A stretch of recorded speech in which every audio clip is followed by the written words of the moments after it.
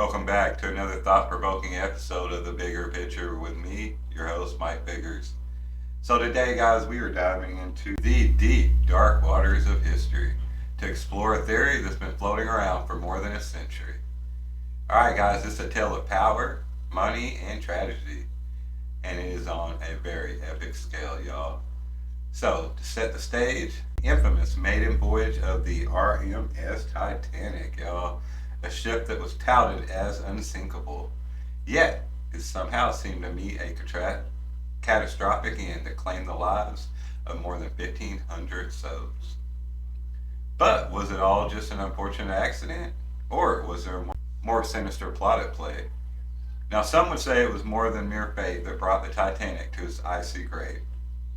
They argue it was the ultimate power move by the elites to shape the global financial system to their will. Ladies and gentlemen, today we're talking about the theory that the sinking of the Titanic was an orchestrated event to eliminate opposition to the Federal Reserve. Alright, so picture this, guys. It is 1912 and the world is on the brink of monumental change. The industrial age is in full swing. And with it, the power dynamics are shifting. Enter the Federal Reserve, a system proposed to centralize the control of the U.S. monetary policy. Now, this idea has been met with fierce opposition, guys, from some of the wealthiest and most influential figures of the time. They see it as a threat to their economic dominance. Now, enter the Titanic, a floating city that was more than just a marvel of engineering. It was a symbol of the era's excess and ambition. On board were several key players in the financial world, including the richest man of the age, John Jacob Astor IV, and other notable figures such as Benjamin Guggenheim and Isidor Straus. Now, hold on to your hats, guys, because the plot thickens here. So this theory suggested a few of these financial titans, including J.P. Morgan, who we all know, had a significant stake in the Titanic's parent company. White Star Line had a motive to ensure that this opposition never made it to New York. So the argument goes that these men had the means and opportunity to ensure that the Titanic's unsinkable hype was about to be tested in the most dramatic way possible. Alright, so let's break it down, y'all. We've got three main threads to this conspiracy: the passengers who conveniently avoided the disaster, the ship's supposedly flawed construction, and the mysterious warnings that were ignored. First up, the passengers. J.P. Morgan, who had a ticket for the voyage, canceled it at the last minute, claiming illness. The Rothschilds, another powerful banking family, also had a change of heart. It is said that they received an anonymous tip that their lives were in danger and decided to skip the trip. This has led many to question whether these cancellations were truly a matter of luck or something more calculated. Now, let's talk about the ship itself.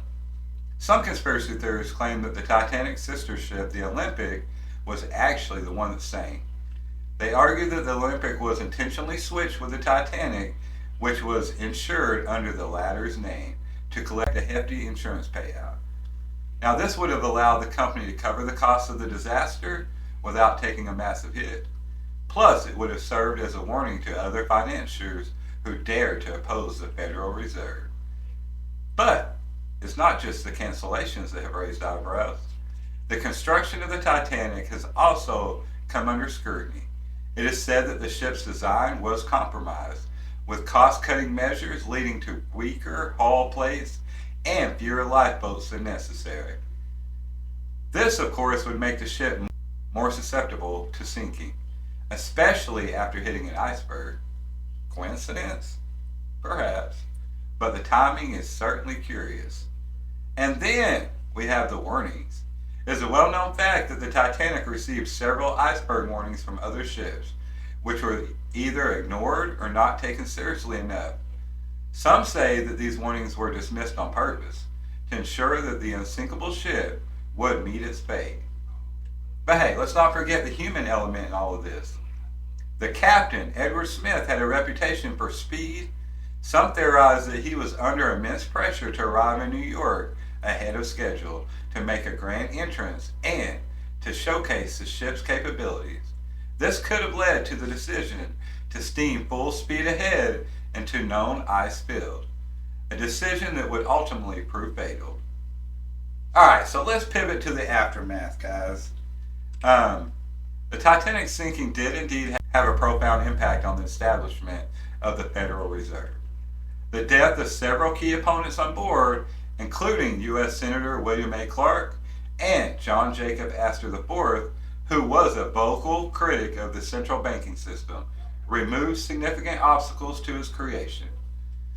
Now, with that said, the emotional toll of the tragedy may have also made the public more willing to accept the need for greater oversight and control of the nation's finances.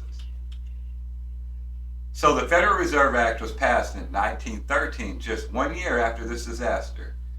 It is as if the stage was set for the final act to unfold without the pesky dissent of the wealthiest and most influential critics. But, hold on y'all, because there is another twist. Some say that the real target wasn't even on the Titanic. The theory goes that the man who could have single-handedly stopped the Federal Reserve, Benjamin Strasbourg, was initially booked on the Titanic but ended up not boarding. So, was the whole thing just an elaborate ruse to eliminate a threat that never even existed? So as we navigate these icy waters of speculation, it is important to consider the evidence. We do have the records of the passengers and their connections to the banking world. We have the ship's blueprints and the accounts of its construction. We have the telegraphs that warned of the icebergs and those fateful decisions made that night. But what we don't have is a smoking gun, y'all. A piece of irrefutable evidence that says, yes, this was all a plot to control the world's money. So, is there just another wild conspiracy out there? Or is there something more to this? It is really easy to get lost in the intrigue of the what ifs. But as we explore these ideas, let's not forget the real tragedy here. The lives that were lost in the cold North Atlantic that day. And while the Titanic sinking may be one of the most dramatic events of the early 20th century, the truth behind it may never really be known. It is a reminder that history is a tapestry woven from a complex web of facts, motives, and human actions. But what's your take on this? Does the theory even hold water? Or is it just a ship that won't stay afloat in the sea of historical facts? Let's dive into the comments and have a discussion. Alright y'all, that's all the time we have for today on The Bigger Picture with your boy Mike Biggers. Thank you for joining me on this voyage into those murky depths of conspiracy theory. Remember to like, share, and subscribe for more thought-provoking content. And as always, keep questioning, keep exploring, and keep looking at the bigger picture. I'm Mike Biggers signing off, y'all. Love you all.